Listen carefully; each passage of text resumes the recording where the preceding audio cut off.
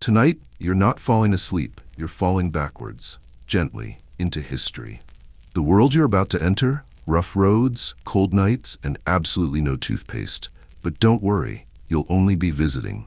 If these quiet time travel sessions help you unwind, consider liking and subscribing. No pressure, just vibes. Before you drift too far, let me know where you're tuning in from and what time the past is finding you. Lights low, sounds soft. Let's slide into this one slow. Like turning the page of an old book. You wake to the unmistakable sound of someone coughing up sand. Not metaphorically, actual sand. That dry, rasping bark echoing off cracked clay walls. It rattles like a sack of broken papyrus scrolls tumbling down a limestone staircase. Your eyes open to a world filtered through dust. Warm, golden, slightly glowing dust if we're romanticizing. But really, it's just smoke from last night's cooking fire, hanging stubbornly in the room like the memory of a bad decision. The sun has not yet fully breached the horizon, but the ambient heat already suggests it's going to be another day of sweaty regrets. The floor beneath you, if you could dignify it with that term, is a mix of hardened earth and loose straw that crinkles when you shift. It smells faintly of goat, moldy grain, and something sweetly acidic that could be rotting fruit. Or someone's foot. Your mattress is your body. Your pillow is a rolled-up tunic, and your blanket is... oh, there's no blanket. Just the warmth of shared body heat from your fellow servants arranged like discarded scrolls across the room, tangled in limbs, snores, and philosophical debates with bedbugs. You attempt to stretch. A mistake. Your spine audibly complains, one vertebra at a time, as if the bones themselves are unionizing against continued employment. Your joints make a sound somewhere between cracking ceramic and disappointment. There's a moment where you're not sure if you're fully alive, or if this is just the afterlife, and you've been sorted into the moderately unlucky bin. You're not dead. Sadly. No, you're just in ancient Egypt, somewhere in the 18th dynasty, most likely under the reign of a pharaoh, with an excessive fondness for gold leaf and emotional outbursts. You work in Thebes. Not the glamorous Thebes of modern museum displays, but the real one. Loud, sooty, smelling vaguely of stale beer and donkey sweat. A bustling city of limestone and labor, where hieroglyph-covered temples rise like oaths against the sand, and every person not born noble is either sweating, bleeding, or preparing to do both. And you? You are a servant, not a slave. You're paid, technically, in food. Sometimes. Mostly you're paid in instructions. And those instructions come fast, early, and without regard for your opinion. Which is fine because no one wants your opinion. You're lucky if they remember your name. You sit up, slowly, carefully. You don't want to disturb the cat sleeping on your ankle. The Pharaoh's cat. You're not allowed to touch her unless she touches you first. She's royalty. You're extremely not. Her eyes open, she blinks once, you do not breathe. If she swipes at you, you'll need to bow, apologize, and possibly offer a sacrifice. If she purrs, you may proceed to survive the day. She yawns, showing fangs the size of a well-fed locust. You take that as permission to move. The room is small, maybe 10 cubits across, give or take a couple, with a slanted ceiling that leaks sand when the wind gets feisty. There's a single tiny window, not really a window, more of a square hole, letting in a faint whiff of Nile breeze and dung. The two smells are nearly indistinguishable at this point, like old friends who've merged identities out of survival. You hear the others beginning to stir. One servant lets out a long, wheezing sigh of someone who remembers they owe a week's worth of figs to their cousin. Another mumbles a prayer to Toweret, the hippo goddess of childbirth, which is strange since they're a 60-year-old man. Perhaps he just likes her vibe. You reach for your water jar, clay cracked, slightly slimy around the rim, and take a sip of yesterday's Nile. It's warm, of course. It's always warm. But it's wet, and that's about the best you can hope for. You swirl it around your mouth like a pharaoh tasting imported wine. It tastes like reeds, and maybe frog, but probably not on purpose. Your stomach growls. It has no patience. You pat it like an irritated dog. Not yet, you whisper. It doesn't listen. You rise. Dust falls from your shoulders like old memories. Your feet hit the ground with a soft thud. One toe catches on a beetle. You ignore it. He ignores you. You've reached an understanding. There's no mirror in the room. Why would there be? Vanity is for those who don't have to scrub statues or carry baskets of fish heads for a living. But if there were a mirror, it would show you this. Sun-darkened skin coated in a thin film of sleep sweat, hair matted with humidity and hints of last night's cooking smoke, and eyes, your eyes, dull, alert, resigned. You pull on your linen wrap, which you folded last night in an attempt to prevent too many sand fleas from nesting in it. The effort was only mildly successful. You tie it with a strip of rope, which has frayed so badly it's starting to look like it's just giving up. Outside, the courtyard is waking too. You hear a goat bleating indignantly, either hungry or annoyed that someone stepped on it. There's a clang of pottery from the cook's tent.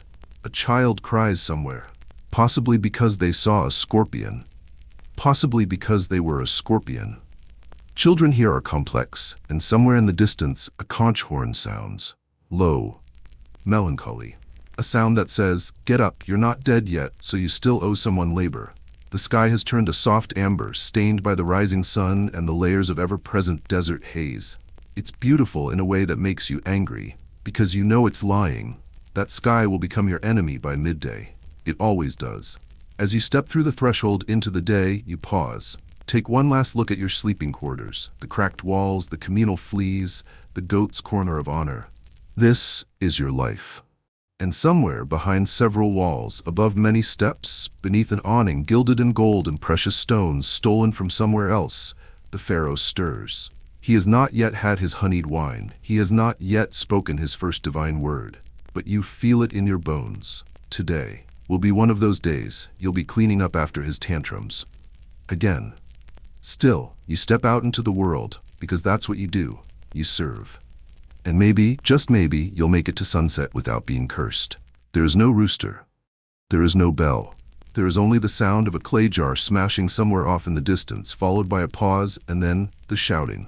Familiar shouting. Hoarse, theatrical, absolutely unnecessary shouting. The kind of shouting that suggests someone just spilled date syrup on a linen scroll. Again. You're already awake, but this is your cue. Your formal summons. A servant's version of a morning ringtone. Except instead of soft piano or ocean waves, it's the cook screaming at the baker for stealing his firewood. Again. As he does, every morning, like a sacred ritual passed down through generations of petty, underpaid domestic warfare. You sit up and the world tilts sideways just slightly, not from illness, but because the floor isn't even.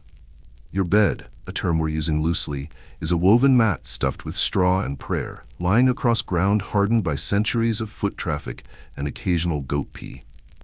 You slept next to 3 other people last night, all of whom are now also stirring like a nest of sun-drowsy snakes. Someone groans, someone farts, someone accidentally rolls into the chamber pot, and thus begins their day covered in the blessings of miscalculated aim. You? You rise slowly, carefully, as if the air itself might change its mind and demand a toll.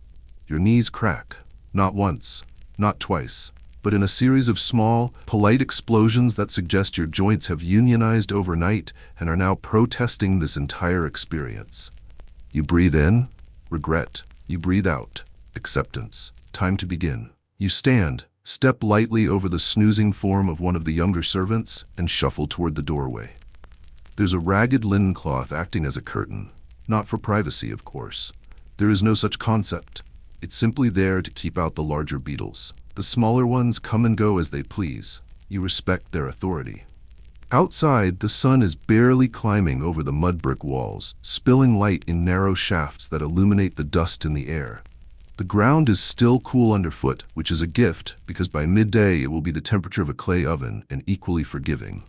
First stop, the water basin, which is, in fairness, just a shallow clay bowl of standing water that's been used by every other person in your row of quarters. It contains hints of ash, beard stubble, and something that could be crushed mint or just a leaf that gave up on life. You splash it on your face. It is, unmistakably, not cold, nor is it refreshing. It's wet, and that's enough. You scrub your teeth with a chewed-on stick. It was once licorice root, or so you were told when you received it from the supply tent. Now it's just a soggy twig with ambition. Your gums protest. Your breath is historic. No one has great dental hygiene here. In fact, if you make it to age 30 with all your teeth, you're either a noble or a liar. Next, hair. Your hair has become a nest of oily rebellion. It clings to your scalp in thick, ropey waves, not from styling, but from sweat, smoke, and the residual grease from the cook's hands when he patted your head for fetching herbs yesterday. You comb it with your fingers, untying the knots like someone defusing a trap. There's a louse, you flick it off casually, there's another. You flick harder. The third one bites you in protest. You mutter something offensive in Old Egyptian. The louse seems unfazed. Across the courtyard, you hear the shuffle of sandals. The high priest's apprentice, already rehearsing his morning hymns in a voice that manages to be both shrill and nasal. He's young. Probably hasn't seen a parasite up close yet. Give him time. Your stomach grumbles. It's not quite breakfast time, but it is growl at your own intestines time. You clutch it lightly, as if to say, "Not now, please," but it responds with a noise like a crocodile gargling pebbles. You move on. The Pharaoh's courtyard is stirring now.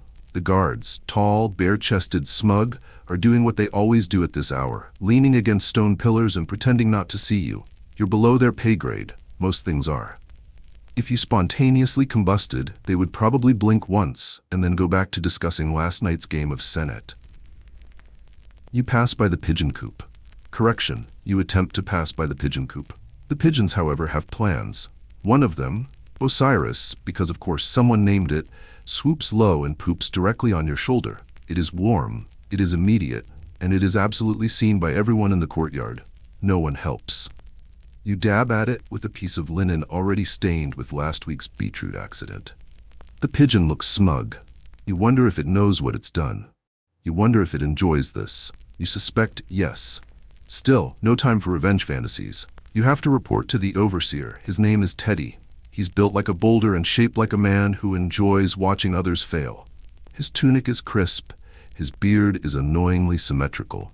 He always smells vaguely of something clean, which is suspicious, given that you are the one doing his laundry. He sees you.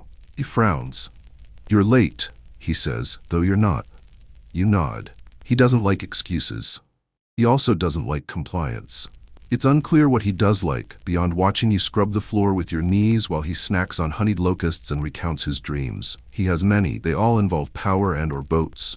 Temple courtyard needs sweeping. The Pharaoh is walking through this morning. You nod again. And, Teddy adds, with the flourish of someone who enjoys terrible news, he's in a mood. Of course he is. The Pharaoh is always in a mood. The man could stub his toe and declare a week of fasting for all citizens with crooked feet.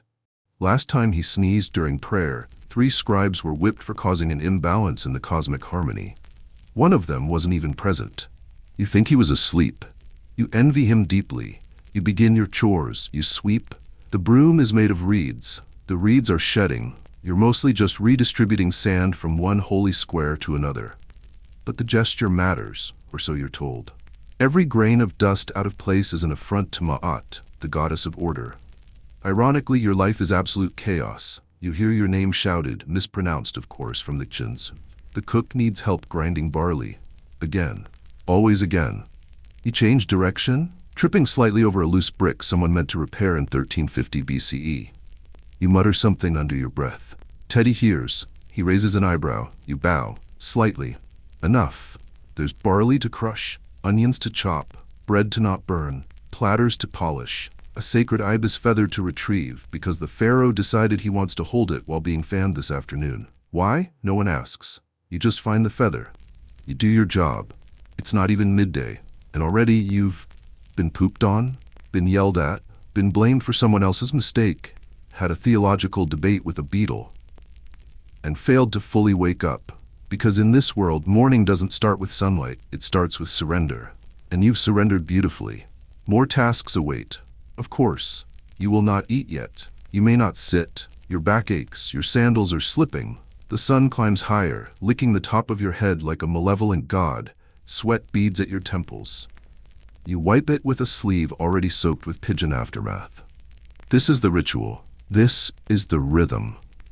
And this is your life. Still, there's a kind of peace in knowing the pattern. Misery, after all, is comfortingly consistent, and you're getting really, really good at it. Home, a word that, in modern times, conjures warm ideas, perhaps a soft sofa, maybe the smell of coffee, a dim reading light, socks, privacy, a lock on the door, a door, for that matter. Your version of home is less comforting. It's a rectangular box of misery, made of mud, straw, and the architectural ambitions of a child with no concept of airflow. You live in what scholars will someday call a modest servant's dwelling. What they mean is a glorified clay closet with zero insulation, 2 persistent rats, and walls that seem to absorb body odor and echo it back at night. The structure is made from sun-baked mud brick, the ancient world's version of drywall and denial. It was slapped together by laborers who were paid in onions and curses, and it shows. The bricks are crumbling in places. The mortar is little more than spit, sand, and optimism. When the wind picks up, so does your living room, sometimes into your soup.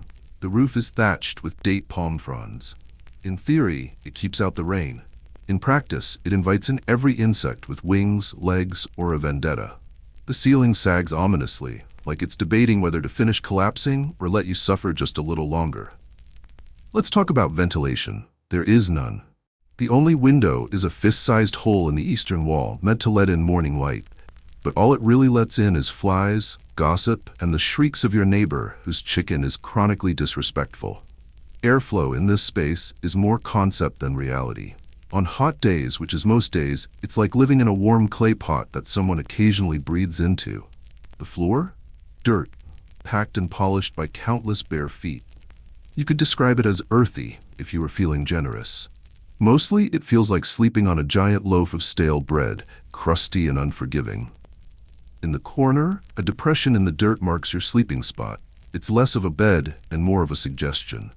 You share this fine establishment with several other unlucky individuals, mostly servants, one part-time gooseherder, and a widowed cousin who claims to have seen the god Anubis in her lentils. She snores, loudly. You once watched a rat climb over her in the night and she didn't flinch. She might be immortal, or just profoundly tired. Furniture? A shelf made of driftwood stolen from the Nile, 3 baskets that smell vaguely of pickled fish, 1 stool, missing a leg, which no one dares sit on but everyone insists on tripping over, and a jug of water that's mysteriously always half full, always slightly warm, and always suspiciously gritty. Now hygiene. Hygiene in ancient Egypt is not quite the spa day you might imagine from museum displays of alabaster jars and scented oils.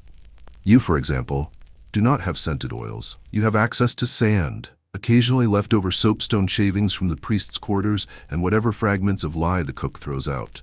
Bathing, if you're lucky, happens once every few days. In the Nile, surrounded by dozens of others doing the same.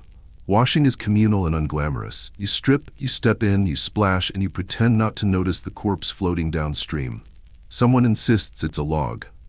You don't correct them. You scrub with rough sand, or, if you're rich in luck, a cloth dipped in natron. Natron is a naturally occurring mix of sodium carbonate and baking soda, useful for drying out corpses during mummification, but also, apparently, your underarms.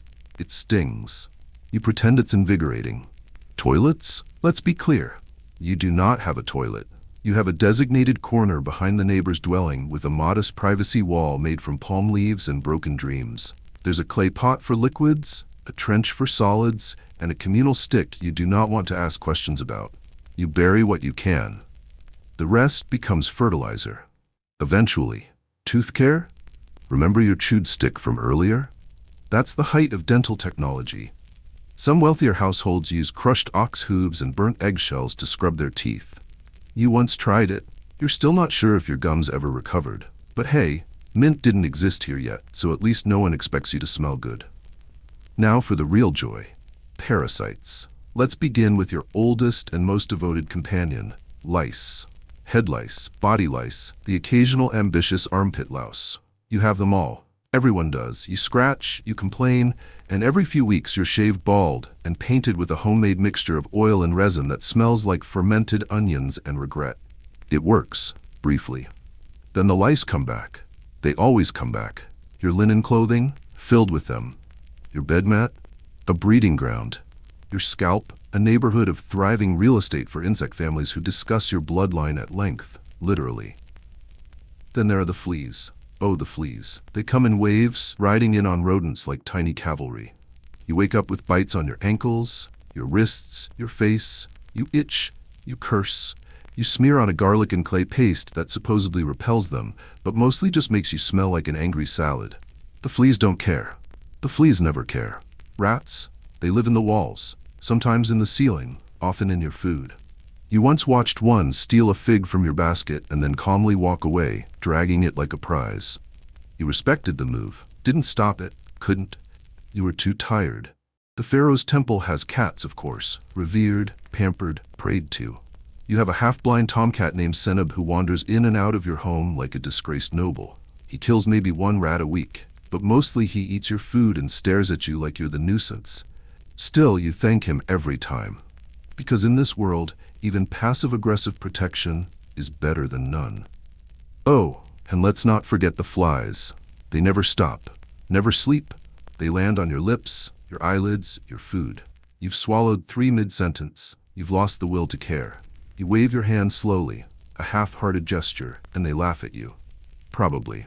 You light incense when you can afford it. You hang bundles of mint and sweet rush near the door. Nothing works. The bugs are part of life, just as much as breath and debt and Teddy's constant scolding.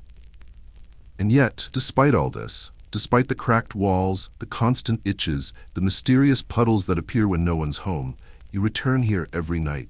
You sit on your mat, you scratch your arm, you swat at a fly, you listen to the distant hum of the temple drums or the closer hum of someone's indigestion, because it's your space. Cramped, infested, foul, yours.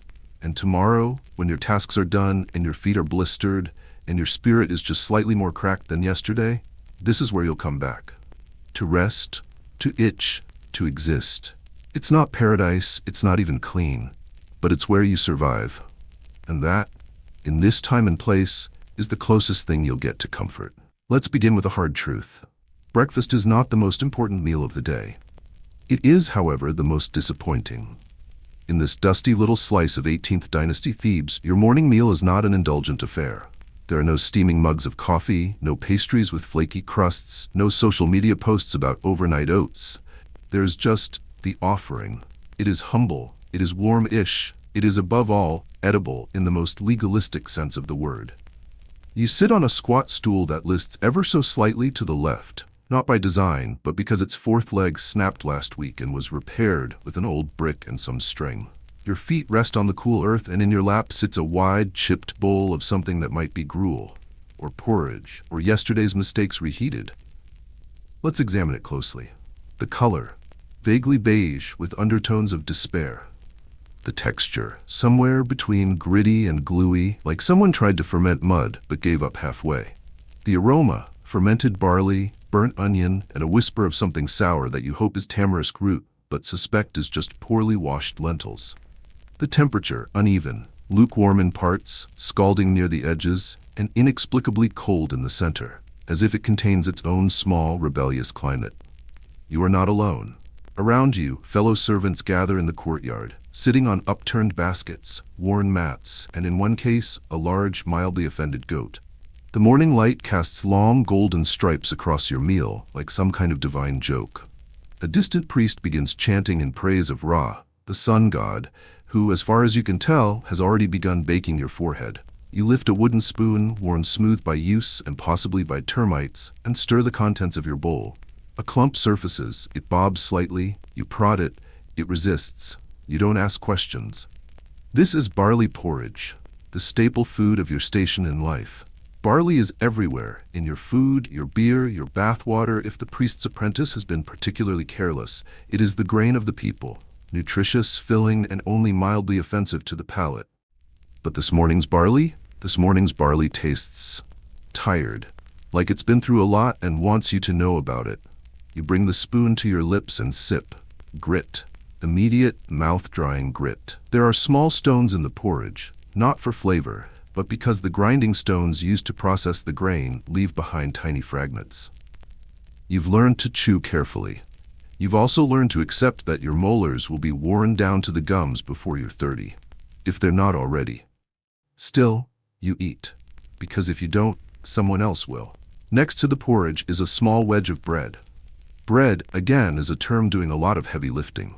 This isn't the fluffy, yeasty miracle of later centuries.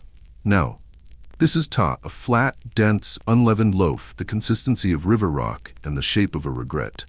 It was baked in a clay mold yesterday, possibly the day before. You tap it with your spoon and it echoes faintly. You gnaw on it anyway. It tastes like barley, with subtle notes of ash and a haunting aftertaste of clay.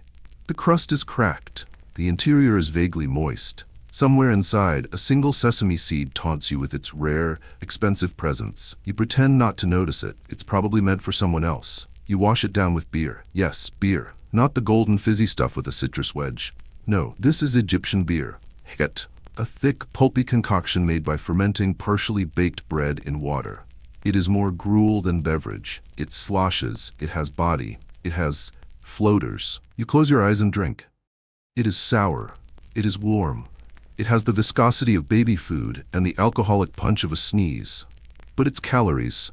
It fills the stomach, dulls the hunger, and occasionally dulls the soul too. Which is nice. Someone across from you belches, a fly lands on their forehead. They do not swat it. No one swats anymore. You've all reached an unspoken agreement with the flies. You don't bother them. They don't swarm your eyes too aggressively. It's a détente built on mutual disinterest. Now, if you're very lucky, say the gods aren't in a smiting mood and your overseer hasn't sold your food ration to bribe the temple guards, you might have a date. A single one. Wrinkled, slightly fermenty. A little miracle packed with sugar and nostalgia. You bite into it slowly, reverently. It is soft, sweet. Almost too sweet. It tastes like what you imagine love might taste like if it had been buried in the sand for 3 days and then reluctantly exhumed. It sticks to your molars. You don't care. You don't even try to get it out. That date is the highlight of your morning and possibly your month. Of course, not everyone gets a date. Sometimes you get dried fish. Now this is an experience.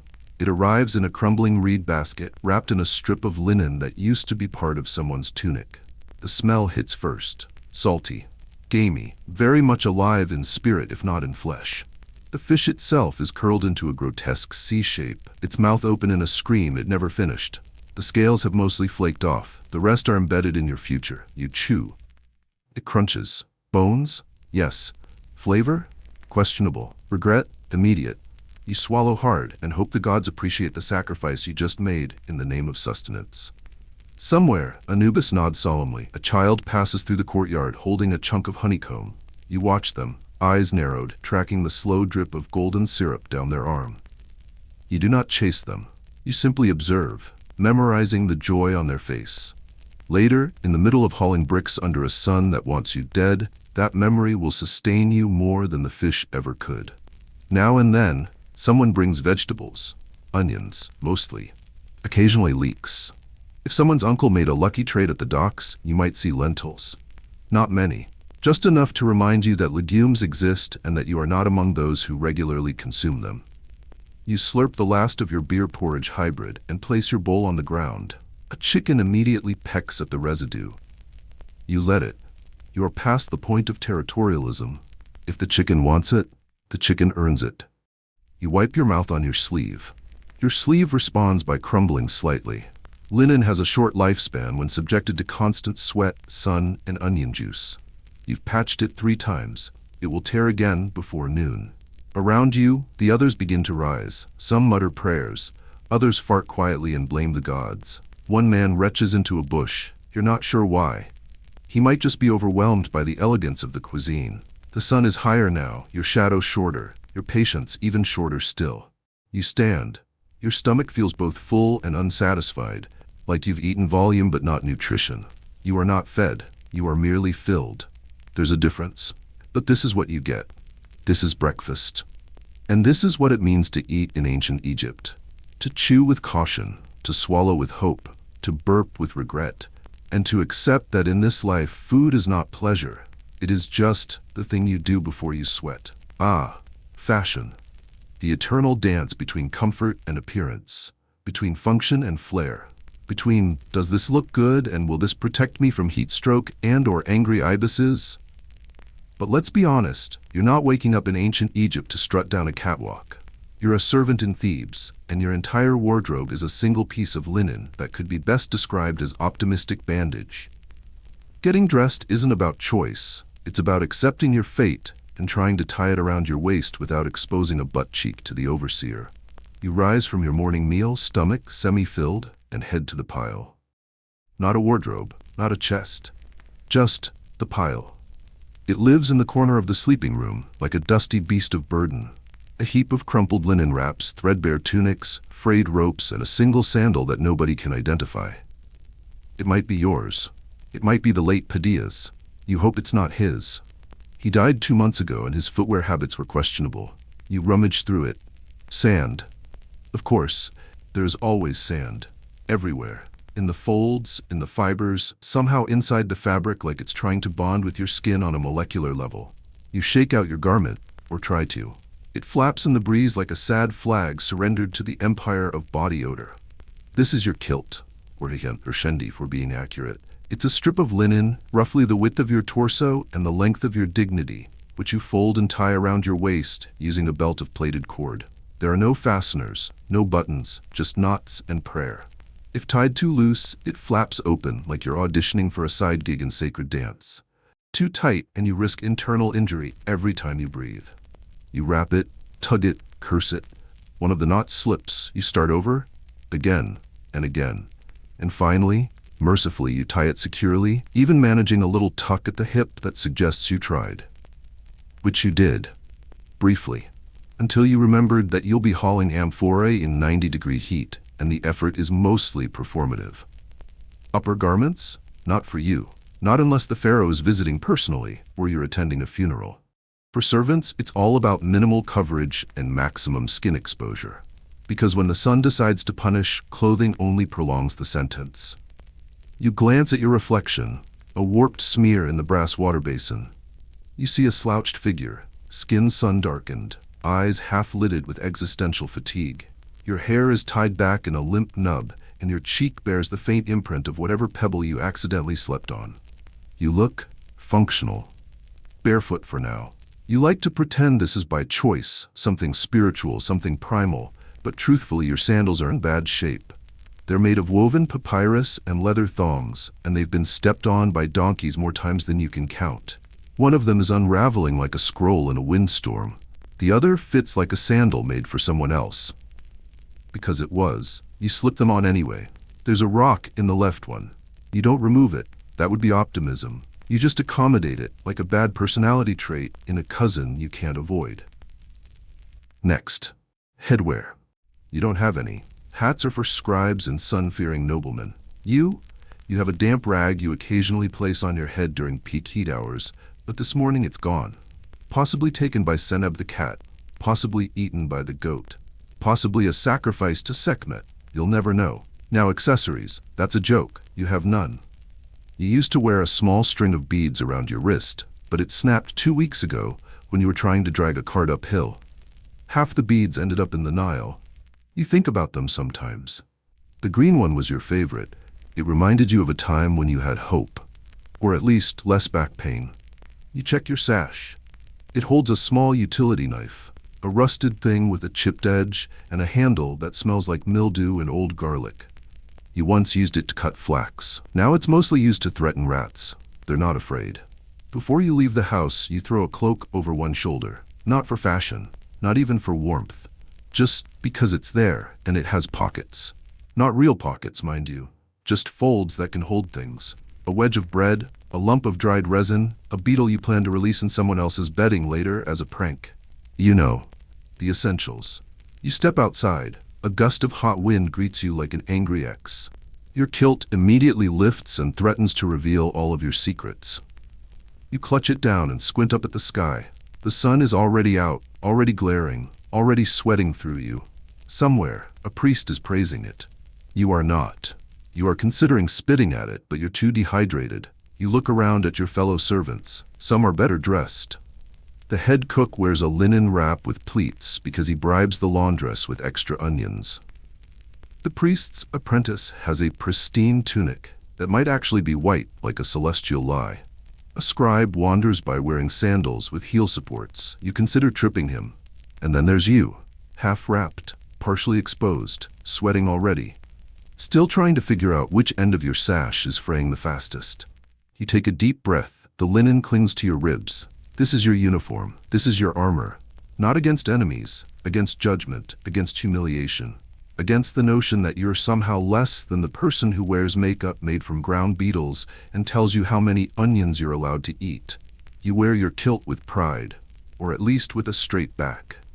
And today, like every day, you step forward, in sandals barely holding together, under a sun that wants to melt your face off, with fabric that doesn't breathe and seams that itch and a faint, ever-present scent of goat. Because this is fashion. This is style, this is survival, and it's only going to get hotter. Work begins not with a trumpet, not with a rooster's crow, not even with the ding of some charming bell. No. Work begins with the sound of someone already screaming. Somewhere up near the outer courtyard, a foreman has spotted a slacker, a misplaced broom, or perhaps his own reflection, and he is furious. His voice echoes across limestone and dried brick like a curse made audible. It's hoarse with habitual use. That's the voice of a man who's never stopped yelling, not even in his sleep. You recognize the tone. It's going to be a long day. You haven't even stepped out of the compound, and already you're sweating. Not lightly, not romantically. This is the kind of sweat that begins at your scalp and trickles down your spine like a smug snake. The linen wrap around your waist clings to you as though it's just as frightened of what's ahead. Because today, you are on construction duty. Not the glamorous kind, like painting golden glyphs in the Pharaoh's tomb or selecting precious stones for a sarcophagus no one will ever open, hopefully. No. You are a hauler, a lifter, a beast of burden with eyebrows. Today, like most days, you carry. You report to the worksite, an unfinished temple wing dedicated to one of the lesser gods of fertility and local beetle reproduction. A prestigious project, according to the overseer, who clearly hasn't lifted anything heavier than a feather in his life. You join your team of fellow suffering souls, about 20 men and women, most of them barefoot, some of them already limping. Your tools include 1 splintering wooden lever, 2 broken baskets hastily stitched with reeds, and your entire body, which, as of this morning, is still technically functional. The foreman, a leathery man whose skin resembles the heel of a particularly abused sandal, waves a crooked stick in the air and points to a pile of limestone blocks. Move them, he barks. To where? He doesn't say. Why? He doesn't care. That's your first lesson in labor here. You don't need to know the reason. You just need to do the thing, and then maybe do it again, somewhere else, because someone decided that the alignment of the sun and the temple is off by half a finger width. And yes, that matters. You squat, you grip. The stone is cold to the touch, not for long. Within seconds, it warms beneath your fingers, then heats to an impossible degree as it soaks in the sun's malicious energy. It weighs more than your future. You and 2 others grunt, heave, and shuffle forward in a 3-legged race of pain.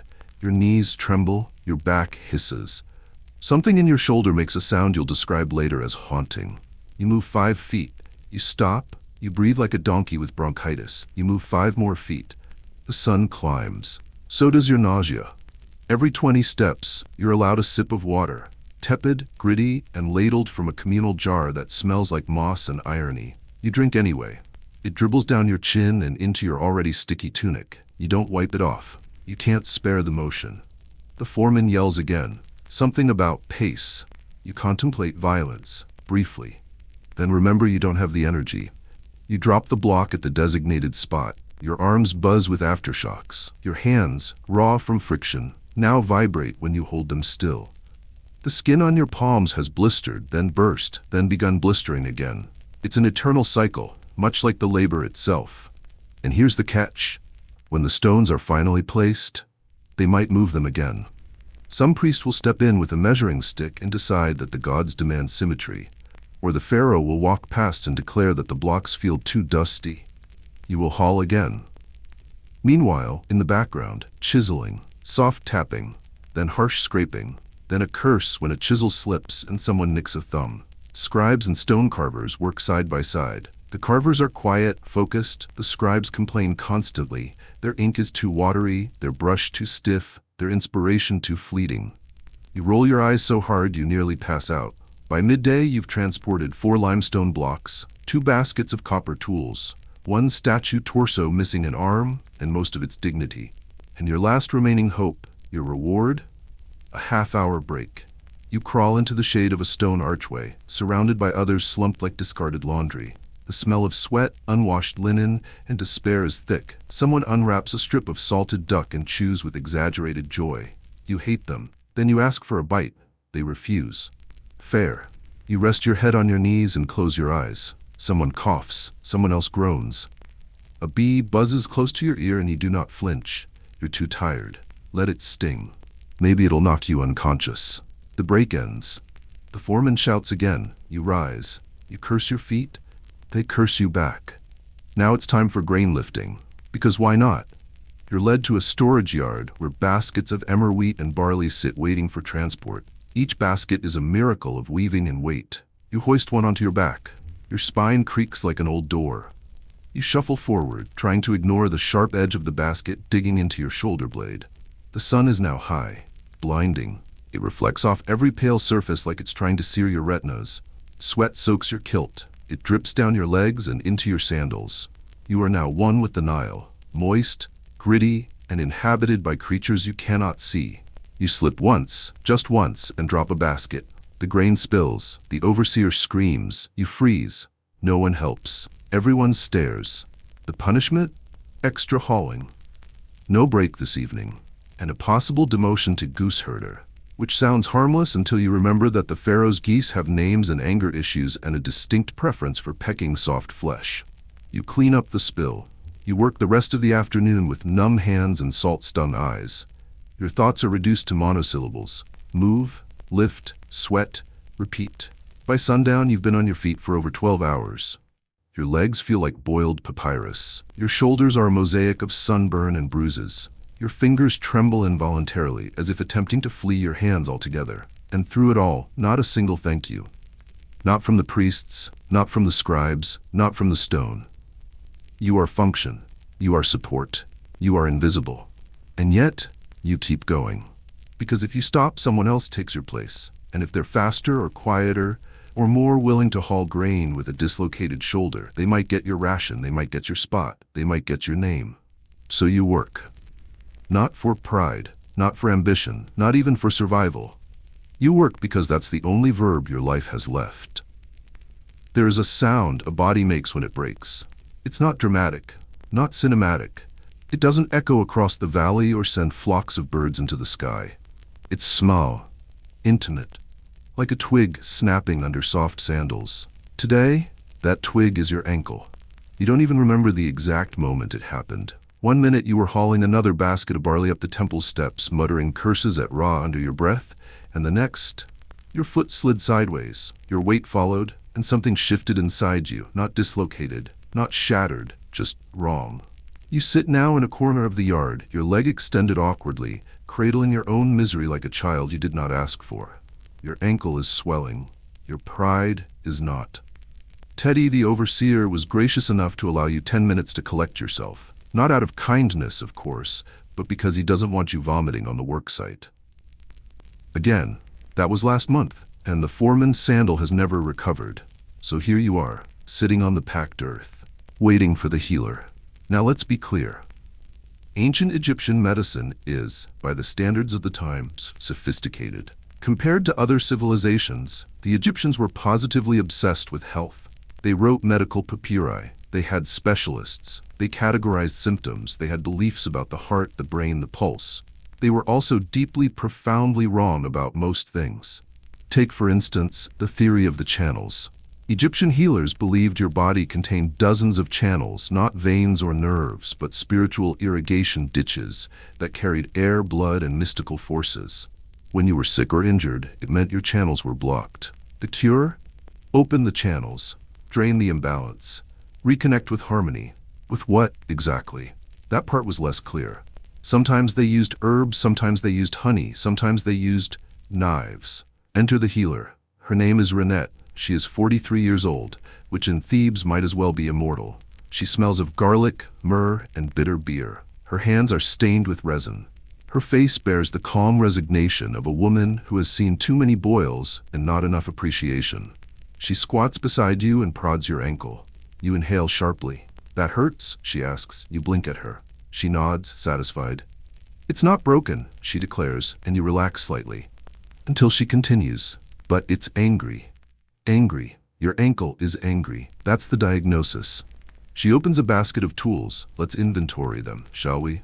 A small bronze knife, slightly curved, a pot of honey that may or may not have bees in it, a strip of linen already stained with someone else's blood, a dried lizard tail, a reed pen and ink pot in case she wants to write down your last words. She begins with prayer. Of course, she mumbles to Sekhmet, the lion-headed goddess of plague and healing. You are unsure whether she's asking for a cure or a swift death. Either would be welcome at this point. Then she reaches for the honey. Now, honey is miraculous, antiseptic, antibacterial, used in everything from wounds to sore throats to relationship advice. She smears a dollop across your ankle and hums a tune you vaguely recognize as "Please Don't Die in Front of the Nobles." Next, she reaches for the knife. You try to protest. She pats your cheek. "It's just a small cut," she says, to release the blockage.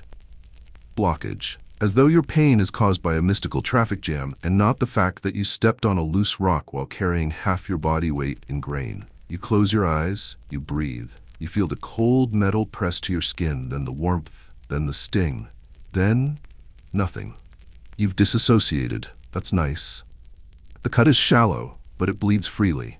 She tilts your foot, letting it drip onto the dirt. The flies are ecstatic.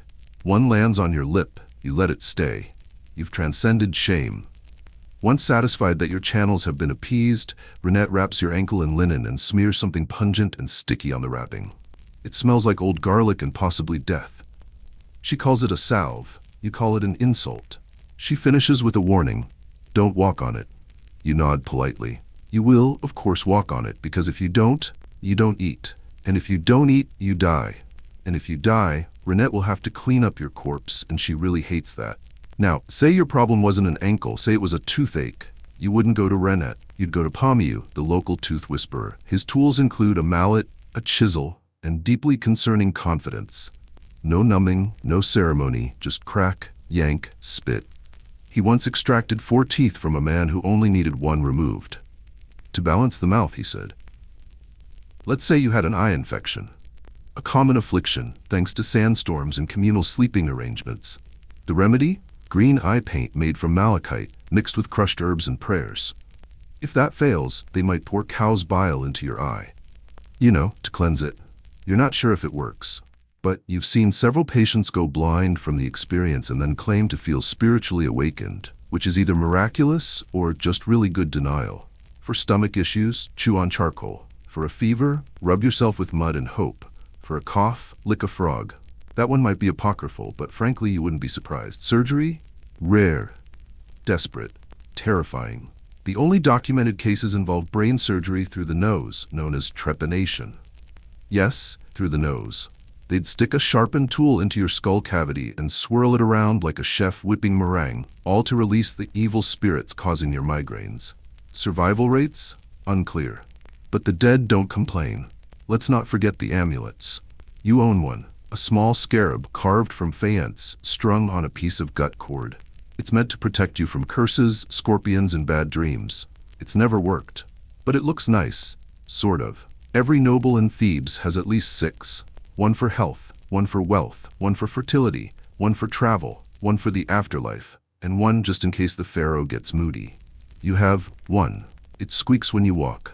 You still believe in it. A little. Because in this world, medicine is belief. Belief that the gods care.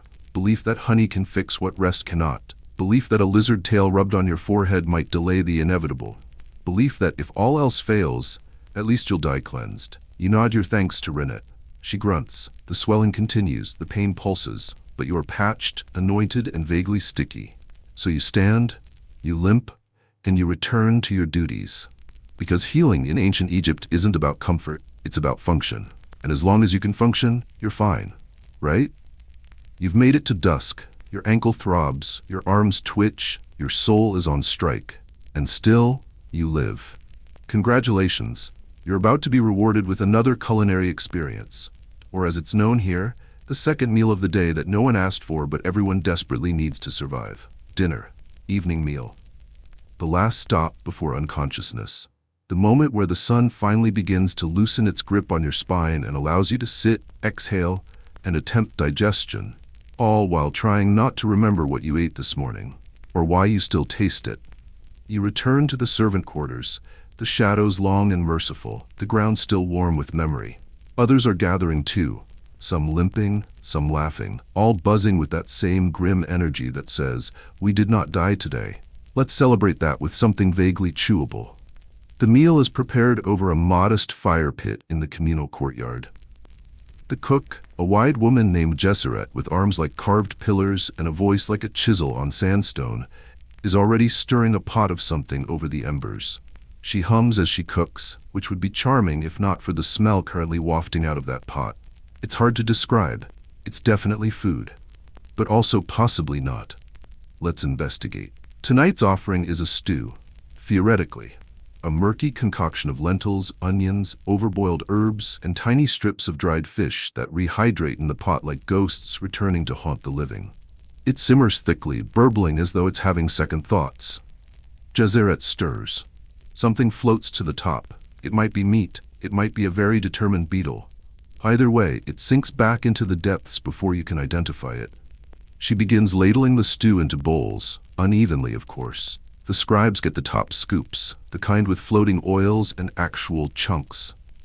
You get the bottom, a slurry of vegetable paste and bones too small to belong to anything sold in a market. You accept your bowl without comment. The surface is a dull brownish gray, like a puddle that's witnessed too much. There's a skin forming. You don't peel it. You've learned to eat around textures. You don't ask questions. Not anymore. You lift a spoonful and blow on it, not to cool it, but to make sure nothing moves. You eat. The taste? Salt. Mostly salt. Also, something bitter. You suspect wild herbs, possibly burnt garlic, possibly regret. The lentils have disintegrated. The onions remain, stringy and defiant. A few grains of barley float near the bottom, swollen and sad. You chew. You swallow. You chew again just in case. Across from you, another servant bites into a piece of dried date and makes a face like he just saw the afterlife. Turns out the date was not a date. It was a bug masquerading as one. A bold strategy. He flicks it away and continues chewing. This is how hunger works here. You stop caring. Hunger dulls the senses. It blunts disgust. It allows you to see a spider crawl across your bowl and still reach for a second helping. And there is a second helping. Because Gesseret is generous, and there's always more slurry than people want to admit. This round, the stew has thickened.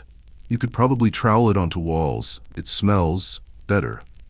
Where your nose has given up, you eat more. Someone passes around bread, flat, cracked, burned on one side. It looks like it's been stepped on.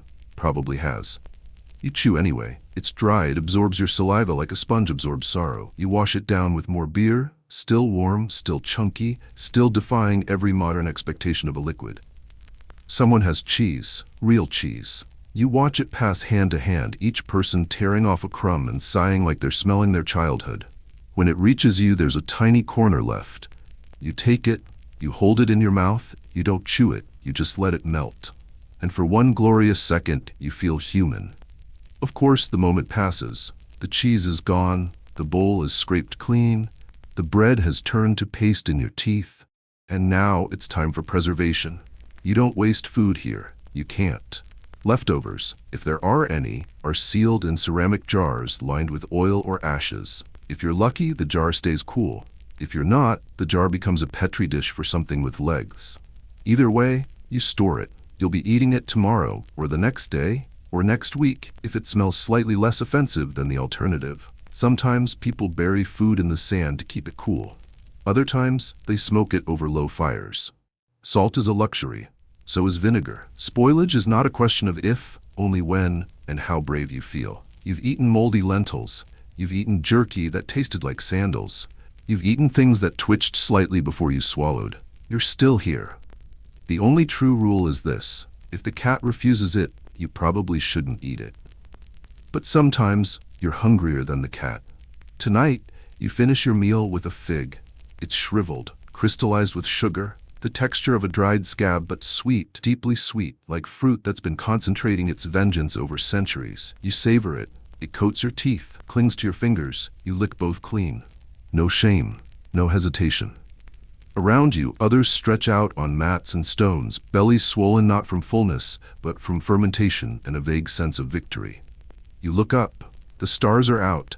They blink like tiny gods watching your misery and politely declining to interfere. Someone farts. Someone else giggles. Someone coughs in a way that doesn't sound great. The fire crackles. You sip the last of your beer and swirl the dregs, a thick sludge of grain, yeast, and mystery. You drink it anyway. Because this is dinner.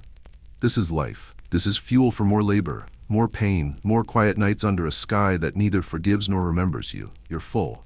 Not happy. Not nourished. Just full enough to keep moving tomorrow. And that, in ancient Egypt, is a luxury. There's a thing about belief here. It isn't optional.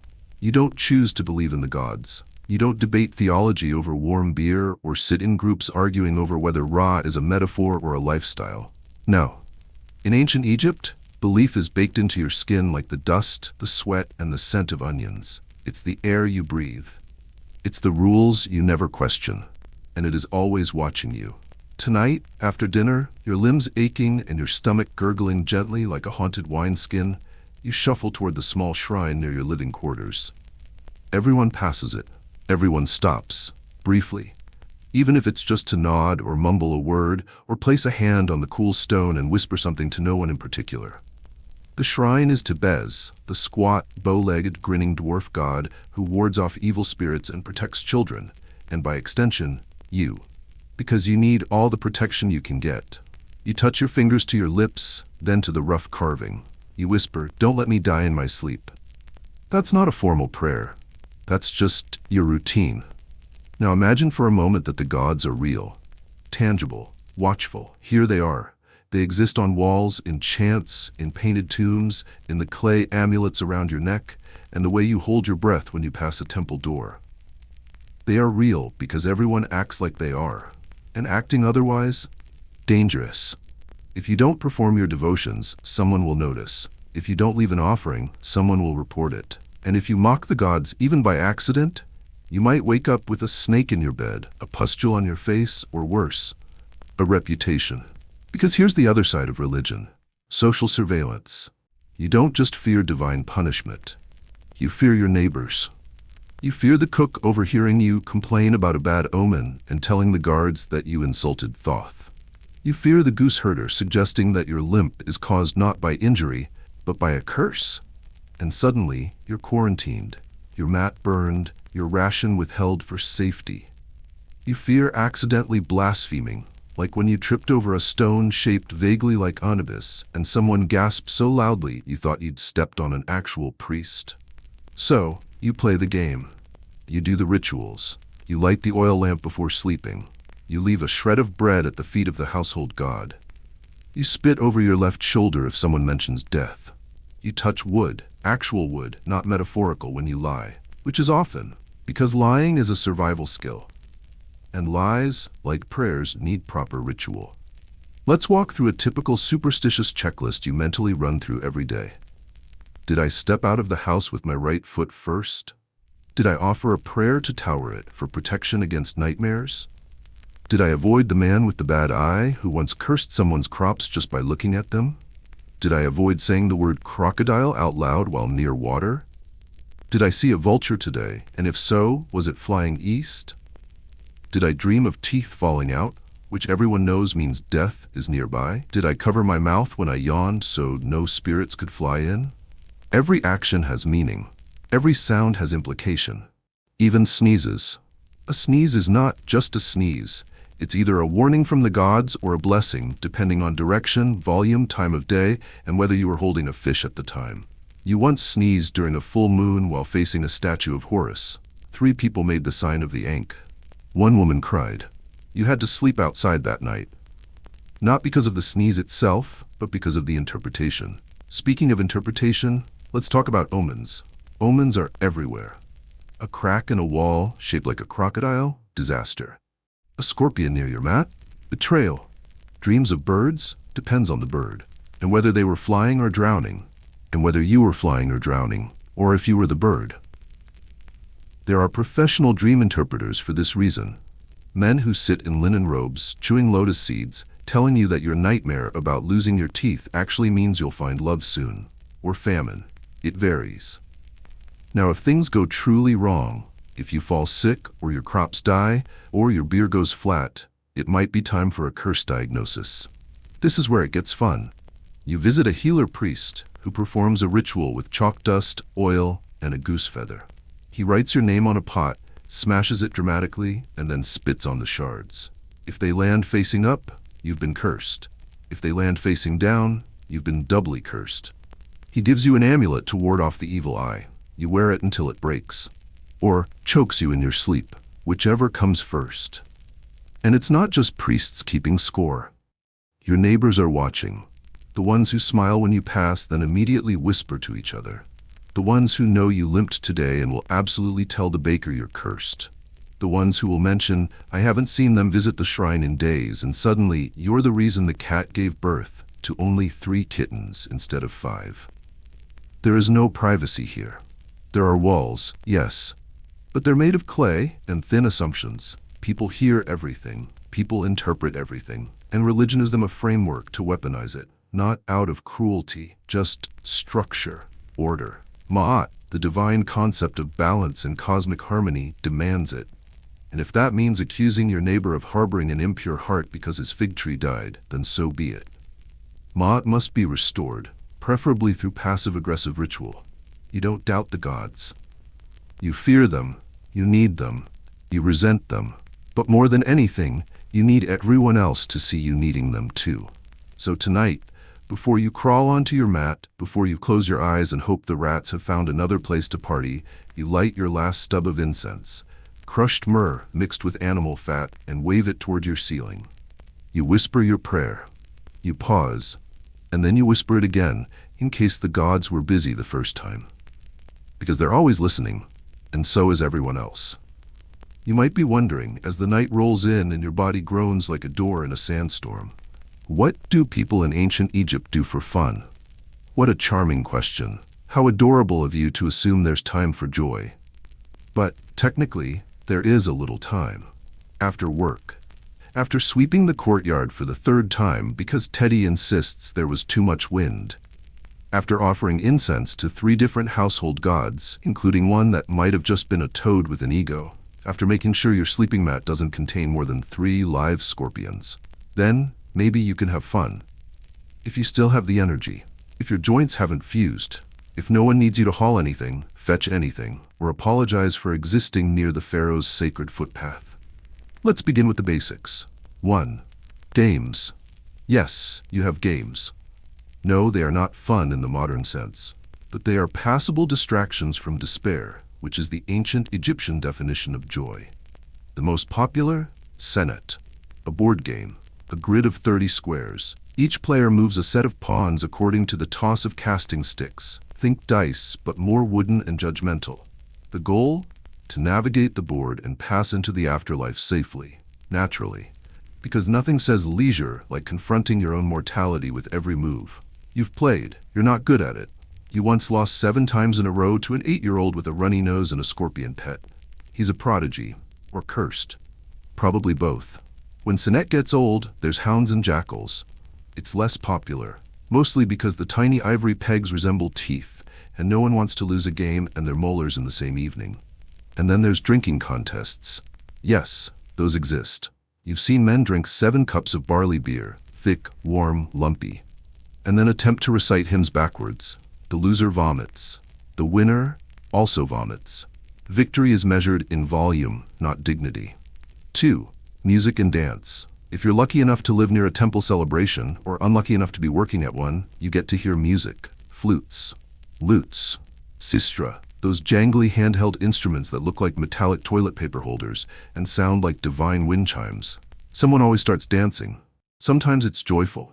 Sometimes it's involuntary, because the priest slipped a hallucinogenic lotus paste into the stew again, and someone's convinced they're being chased by Seth in the form of a flaming mongoose. You clap anyway. Because you support your community, even when it's hallucinating. The 3. Storytelling. Oh yes, the ancient Egyptians love a good story, usually at night by the fire, after the last chores are done and the mosquitoes are drunk on your blood. The stories vary. Tales of clever peasants outwitting cruel lords, gods transforming into animals and seducing each other.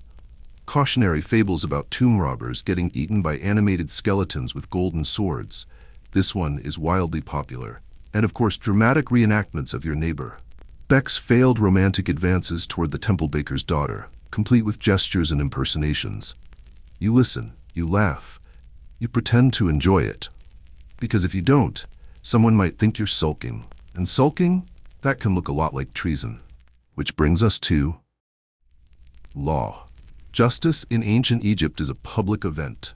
It is not quiet, it is not polite, it is dramatic and educational and vaguely terrifying.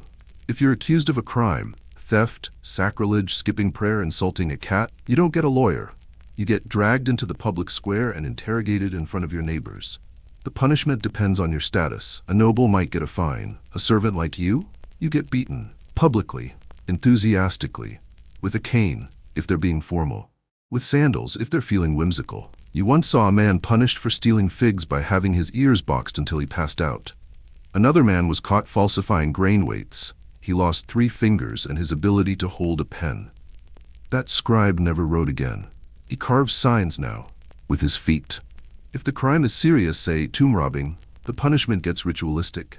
You're tied, painted with tar, hung by the ankles, and then whipped while a priest chants about Ma'at, the goddess of order, and how you are disorder incarnate. It's a public performance, a morality play, a way to teach everyone watching. This is what happens if you try to take that necklace off that dead noble lady. And yes, sometimes the punishment is execution. Rare, but memorable. You don't forget the day they fed a man to a sacred crocodile. Not because of the noise, though it was loud, but because the priest kept smiling the entire time, like he was watching a really good dinner theater. So you behave. Mostly. You avoid curses. You bow when appropriate. You do not touch temple property. You especially do not correct the priest when he misquotes the Book of the Dead. You just clap along to the music, pretend the stew isn't sour, and smile when someone tells a joke about the scribe with no fingers. Again, because here, fun is compliance wrapped in performance. You must laugh when laughter is expected. You must cheer when the overseer dances poorly. You must pretend to enjoy everything, because the line between pleasure and punishment is extremely thin, like your last piece of linen, which is currently unraveling at the hem. Still, there are moments, tiny flickers, when someone tells a joke so absurd you snort lentil stew out your nose, when the drumbeat hits just right and everyone forgets, for half a second, that their lives are dictated by weather and whim, when a child sings off-key and the cat howls in protest and everyone doubles over laughing. Those are the moments that feel real, not sanctioned, not structured, just real. And they're rare, but they keep you going. More than the stew, more than the gods, more than the promise of surviving another week without a face full of cane. You live for those, because even here, even now, humor survives, like a stubborn weed growing between bricks in a temple floor. And that's enough. You sit on your mat, bellies full of lentil paste and barley beer, watching the shadows lengthen across the dirt. Someone across the courtyard sighs wistfully. A younger servant, barely into adulthood, stares off at the horizon, chin in hand, lips pursed like someone who's read too many love poems or heard too many tales from drunk scribes. "Do you believe in love?" he asks. You nearly choke on a barley husk. Because love, true, sweeping, heart-thundering love, is not something that happens to people like you. Not here. Not now. Not with your current wardrobe and body odor profile. Romance in ancient Egypt, if we're being generous, is transactional. If we're being honest, it's an ongoing social negotiation between property rights, dowries, and the faint hope that the person you've been assigned to mate with doesn't have halitosis bad enough to fell a cow. Let's break it down. 1. Marriage. Arranged, unromantic, unavoidable. The idea of choosing your own spouse for love? Rare, exotic, mostly reserved for scribes and the extremely petty gods who like drama. For the rest of us, your parents make the deal.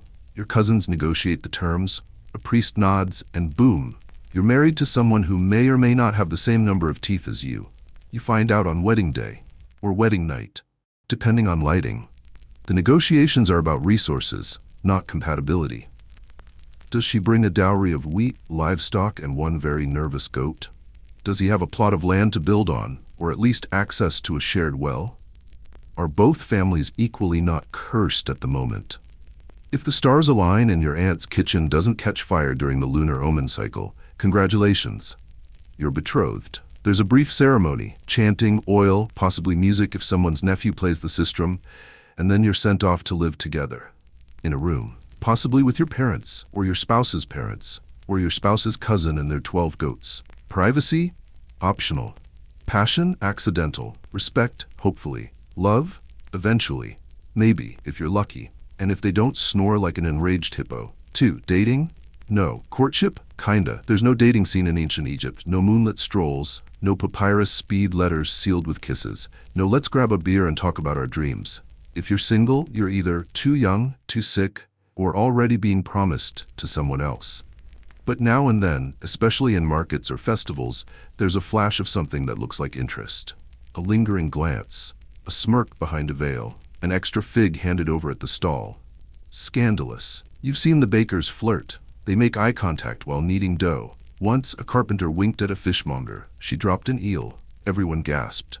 That was the talk of the quarter for days. Real romance lives in stolen moments and whispered compliments. If you're brave. If you're not brave, you hire someone to pass the message, like a 9-year-old who gets paid in honey and rumors. 3. Affection in the home. Let's say you're married. You've survived the ceremony, endured the goat parade, moved in with someone who smells like smoked leeks. What now? Domestic life is efficient. Tasks are split, food is shared, children appear, usually when least convenient. Some couples genuinely grow to love each other. Slowly, through hardship, shared laughter, and mutual loathing of the same neighbors. But affection? Public affection? Taboo. You do not kiss in the streets, you do not cuddle in front of the elders, you definitely do not write poetry about someone's elbows and read it aloud at market. Behind closed doors, things might be tender, or silent, or functional.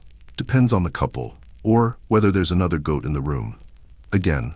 4. The rules around fidelity are unequal. Men, often permitted to seek out secondary wives or companions. Women, not so much. A woman caught cheating can be punished, severely, publicly, sometimes shaved bald, sometimes exiled, sometimes worse. Meanwhile, the Pharaoh has 4 wives and a sacred harem that rivals the census in population. The priests call this balance. You call it what it is, blatant hypocrisy with eyeliner. Still, affairs happen, quietly, in back alleys. In festival crowds, in between temple columns when the guards are distracted by a catfight, literal catfight, not metaphorical. You've heard stories, you've seen secret glances. You once caught your neighbor Beck sneaking out of the scribe's tent at dawn. He said he was borrowing ink. You nodded and didn't ask further. Ink's expensive, so is shame. 5. Same-gender relationships. Here's where things get fuzzy. Ancient Egypt, unlike later societies, wasn't always rigid about these things. There are tombs depicting men embracing. There are love poems that don't specify gender. And while some priests whisper that such behavior invites divine disapproval, others point out that certain gods, looking at you, Autumn, created the world via self-pleasure, so perhaps we don't throw stones. That said, discretion is key. You keep it quiet, private, shared in glances and code. Because being different is allowed, just not discussed. Much like the fact that your sandals don't match and your kilt is currently being held together by fishgut string. 6. Poetry and the lie of ideal love. Now here's the thing. The scribes and nobles write poetry about love. Beautiful stuff. They compare lovers' eyes to stars, their hair to lotus petals, their voices to the cooing of doves. None of it is accurate. You've heard your neighbor's wife sing. She sounds like a dying goat choking on dry lentils. But still, the poems exist. They're copied on scrolls, painted on tomb walls, read aloud in temple schools with wide eyes and sighs. They dream of love because they have the luxury to. You dream of a night where you don't wake up covered in flea bites and your partner doesn't snore like Ra's angry trumpet. 7. Parenthood, the ultimate couple activity. Romance often leads to children, sometimes planned, often not. And once you're a parent, romance is over. Now it's labor. Now it's grain rations, colic, and arguing over whose turn it is to chase the toddler away from the sacred ibis enclosure. Yes, that happened. Yes, the ibis pecked the child. No, the ibis was not punished. It's sacred. There's love there, of course, but not the kind that gets written down. Just the quiet, exhausted, unspoken sort. The kind that sighs in sync and holds hands beneath the stars without ever saying why. So do you believe in love? Maybe. In your own way. Not the kind with sweeping orchestras and grand declarations, but the kind that endures. The kind that survives grain shortages, bad breath, goat invasions, and arguments over whose amulet is actually protecting the family. The kind that looks at the same face every day and says, well, at least you didn't hit me with a fish today. That's love. Sort of. Close enough. Children.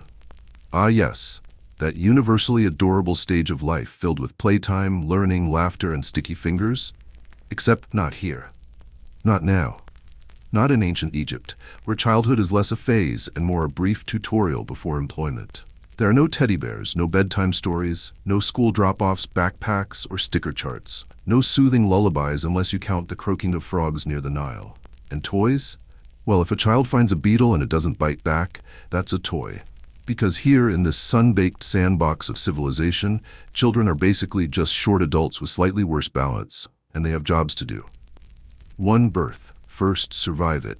Let's begin at the beginning. Childbirth is risky. Extremely. You've seen it.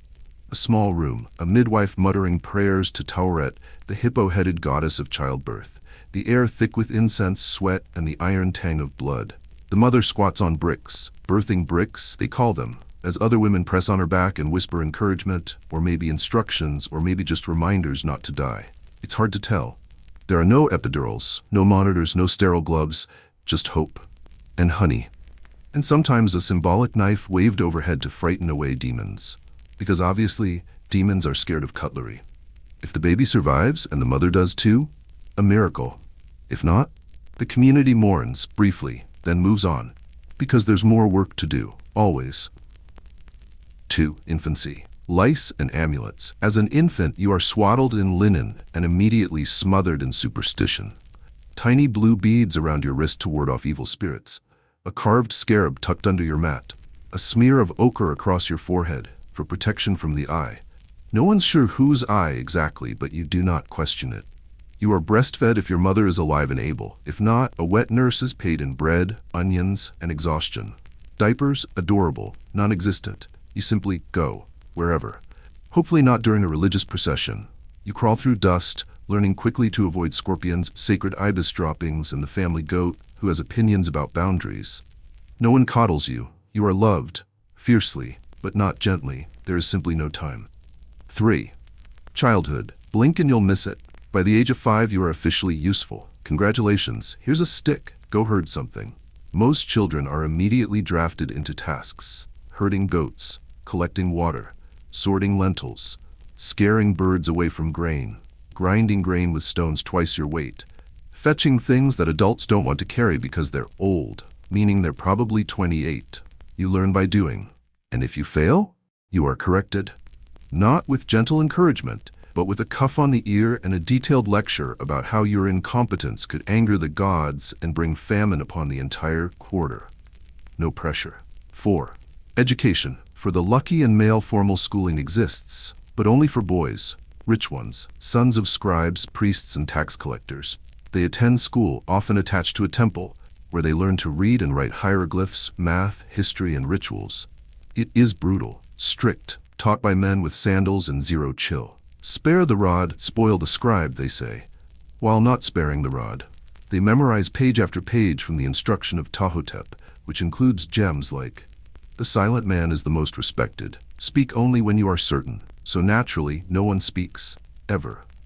Except to complain about how much their fingers hurt from writing lines over and over again. Girls, no school. You learn from your mother.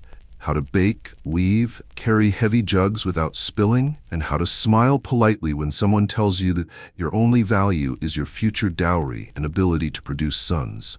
You're taught how to sing sacred hymns, how to use herbs for healing, how to clean things that should not be touched, let alone cleaned, and how to look busy when you're clearly exhausted. You excel, because survival depends on it. 5. Play, but only briefly. Do children here play? Yes. Occasionally, briefly, and usually with rocks or sticks. or bugs. Some carve little dolls from clay. Others fashion tiny boats out of reeds and float them in irrigation ditches until they sink or get eaten by a confused duck. There are games like wrestling and racing and let's pretend this beetle is a chariot. That one's a classic. But play is always temporary. The minute a task needs doing, playtime ends. A child dawdling too long is considered suspicious, or cursed, or both. You've seen kids whipped not for breaking rules but for being idle. Because in this world, idleness looks too much like disobedience. And disobedience looks a lot like a curse waiting to happen. 6. Illness and loss, the quiet constant. Let's speak plainly. Many children do not survive. Between malaria, malnutrition, parasites, infections, accidents, crocodiles, and the general wrath of the Nile, child mortality is high. Everyone knows this. No one talks about it. Too directly. Children are mourned in silence with small offerings and longer prayers. Sometimes they're buried under the home, so the family never truly parts with them. Sometimes they're buried far away, especially if they died from something unsettling like a fever no one could name. People whisper, but they move on, because they must. Grief is real, but it's practical. You light incense, you wear a charm. You work harder, because the living still need you, and the gods still demand their share. 7. Adolescence. Now you're useful. By 10, you are expected to work full shifts, haul water like a beast, perform rituals, serve the nobility without speaking unless spoken to, not die. Your voice deepens, you're given heavier tasks. Someone starts referring to you as young man or good wife material, and just like that, you are no longer a child. Puberty happens in the background. There's no celebration, no cake. Just more work and eventually an awkward marriage arrangement involving your aunt's neighbor's third cousin and a particularly persuasive goat. You shrug. You accept it. Because this is what everyone does. Because this is what everyone has done since time began. And so childhood ends. Not with a bang, not with a graduation, just with a long list of expectations and a slightly better sleeping spot if you're lucky. You, as a child in ancient Egypt, are not raised to dream. You are raised to function, to survive, to sweat in rhythm with the adults around you until one day you're just one of them, tired, sore, and watching your own child dig in the dirt beside a sacred goose, hoping this one lives long enough to learn how to grind grain without losing a finger. You sigh. You go back to work, because in this world, childhood is short, and adulthood, long and loud and very, very dusty. Night falls again. Soft and slow, like ash settling on the embers of a long, exhausting fire. The temperature finally dips below boil your spleen, and for the first time all day, you feel something resembling relief. You stretch out on your mat and immediately flinch, because something just moved beneath you. Something small, something alive, probably something that will not pay rent. You sigh, and gently, because you're a good person, you lift the mat corner and shake it out.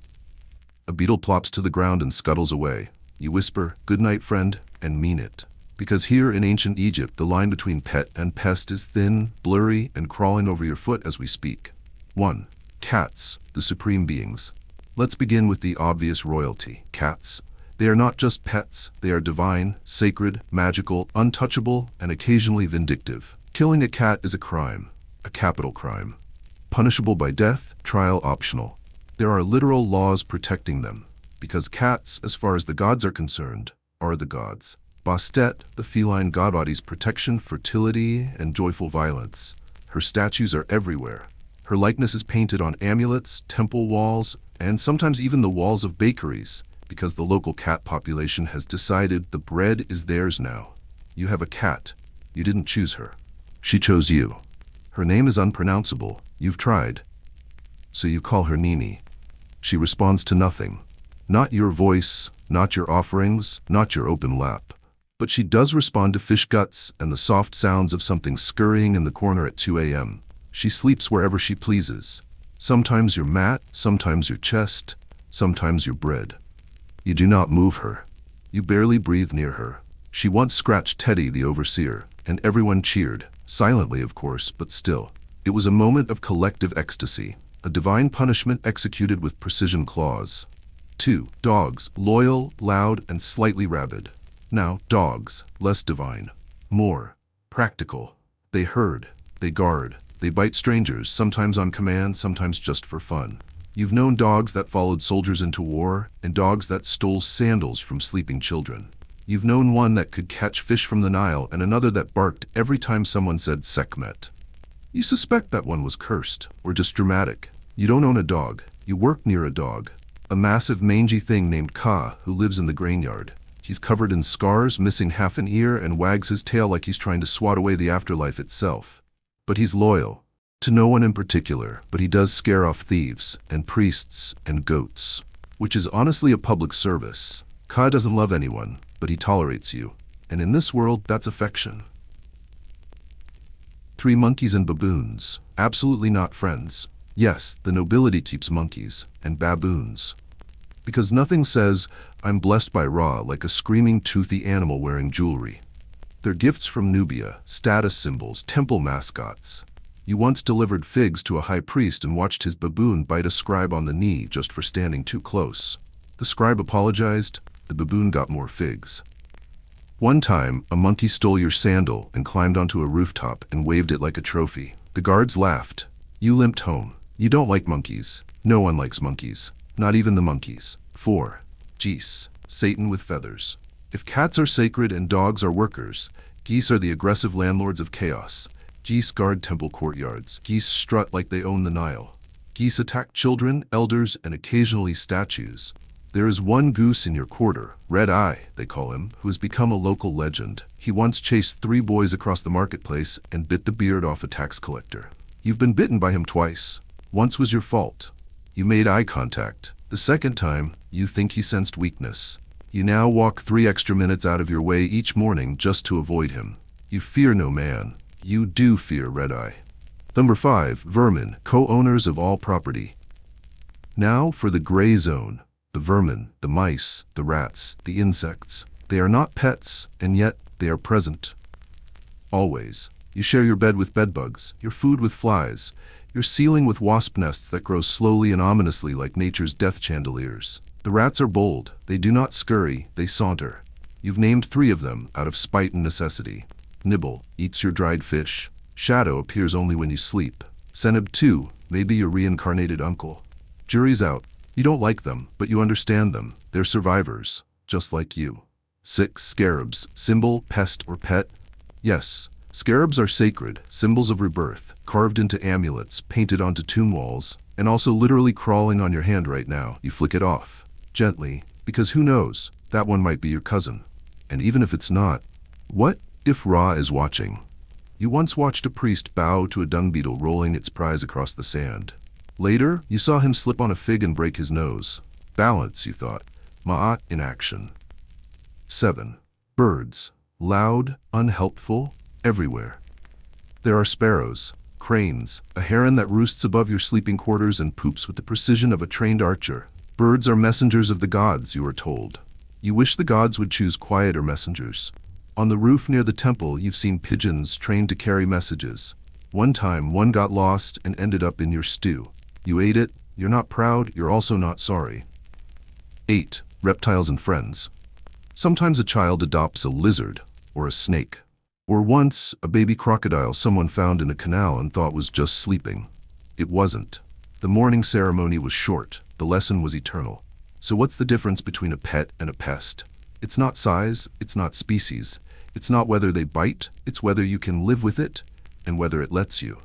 Because here in ancient Egypt, the animals are not yours. They're your roommates, your gods, your rivals, your entertainment. They crawl, hiss, fly, scratch, snore, and pee with impunity.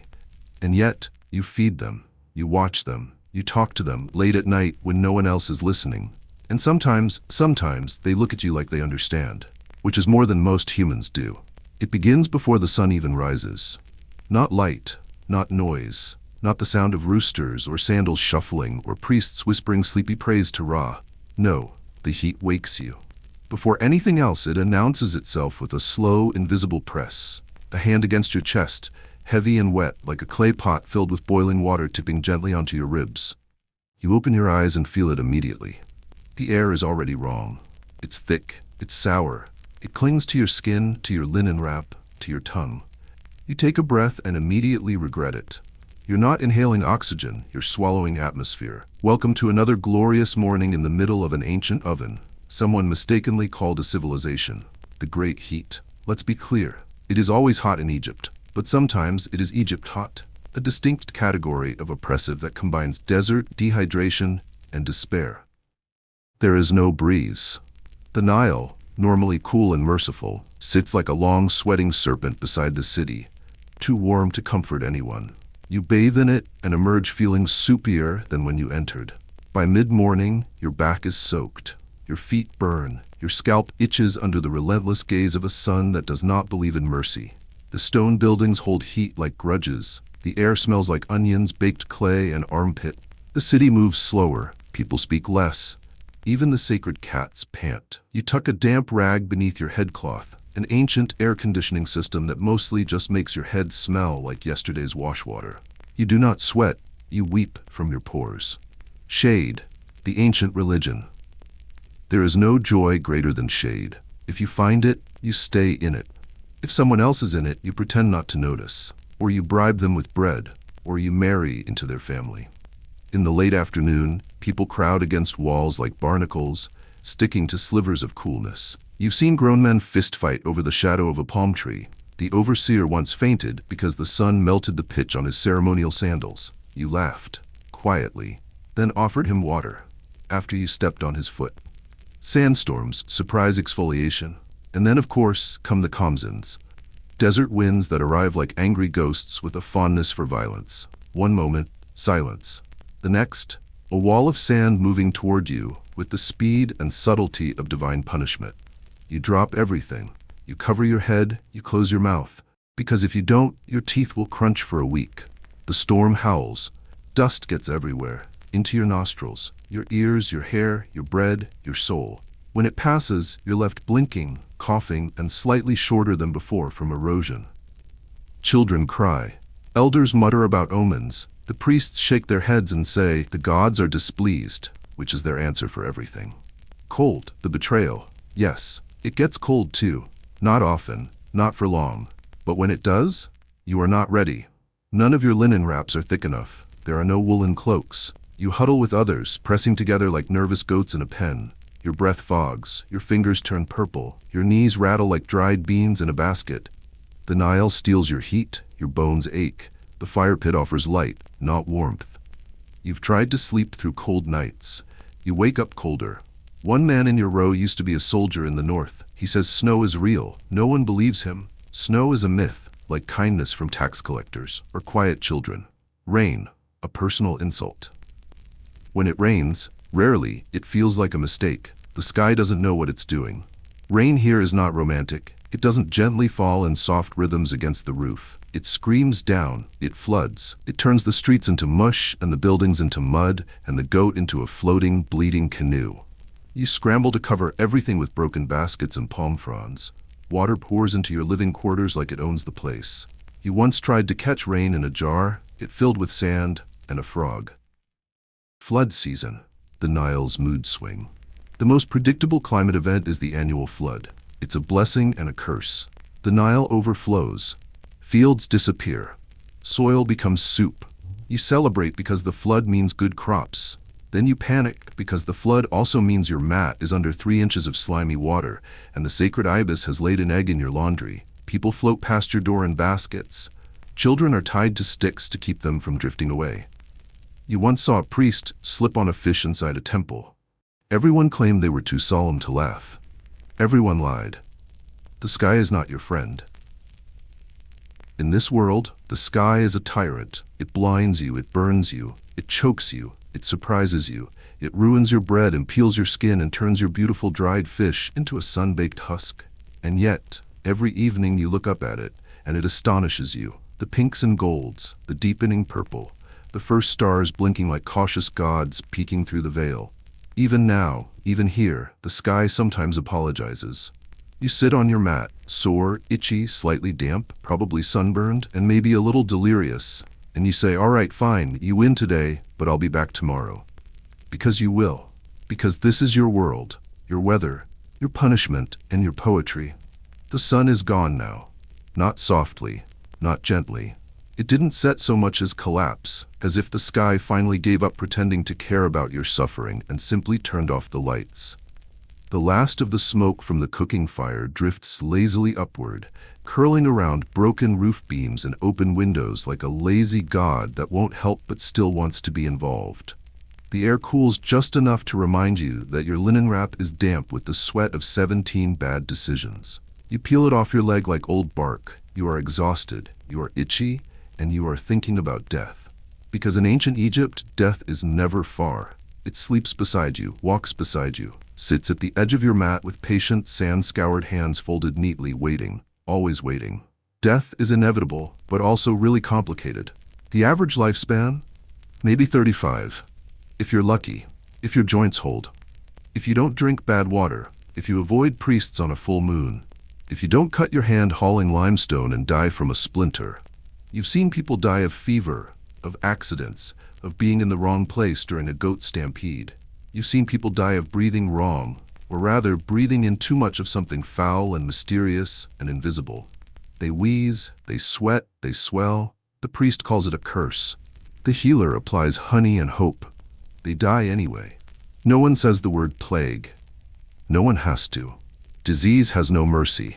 Only ritual illness. Here is not medical, it's moral, a punishment, a sign, a reminder from the gods that you are breakable. Sometimes it's the gods themselves. Sometimes it's a dead relative angry you didn't finish that funeral offering. Sometimes it's your neighbor's fault. She did give you the evil eye after you got the better onion. Symptoms are rarely treated, they are interpreted. Is your nose bleeding? You're lying to yourself about something. Coughing up bile? You insulted the Nile. Itching? Ah well, that's just life. They apply ointments made of crocodile fat, onion paste, and crushed amulets. You once drank a solution of beer and donkey hair. It didn't help, but it made you vomit, which was apparently the goal. Dying is a process and a production. When someone dies, and someone always dies, the process begins. If they're wealthy, the ritual is grand. Their body is washed in natron salts until it becomes a dried-out raisin of former glory. Their organs are scooped out and placed into decorative jars guarded by tiny gods with animal heads and no chill. Their heart is weighed in the afterlife against a feather. If it's heavier, they're devoured by Amit, the soul-munching hybrid beast of your worst nightmares. If it's lighter, they get eternal paradise. Fields of reeds. Endless feasting. Probably better linen. If you're poor, you're wrapped in a borrowed cloth, maybe sprinkled with herbs, maybe not, and buried as deep as someone can afford to dig before the sun becomes unbearable. Sometimes they just tuck you under the floorboards of the home and light a candle for you. Sometimes you're floated down the Nile. You try not to think about it, but you do think about it. Every night. Because here, death is casual, unapologetic, expected. The sounds of the end. The night has its own soundtrack. A soft, unsettling orchestra of the dry coughing of someone with something they won't recover from, the quiet, rhythmic scratching of fleas feasting freely, the muttering of the old woman in the corner praying to 10 gods, just in case, the long, low creaking of the cracked roof beam that will fall one day but not yet, the rats arguing over a dropped fig pit near your water jar. You listen to it all. You do not flinch. You do not stir. You are part of it. Just another sound in the dark. The gods are not done with you before bed. You whisper a final prayer. To whom? Anyone who's listening. You mix the words of 6 different hymns, sprinkle in a few apologies, and end with, "Please let me wake up." You tuck your tiny amulet beneath your mat. You don't know what it protects, possibly just your left foot, maybe nothing.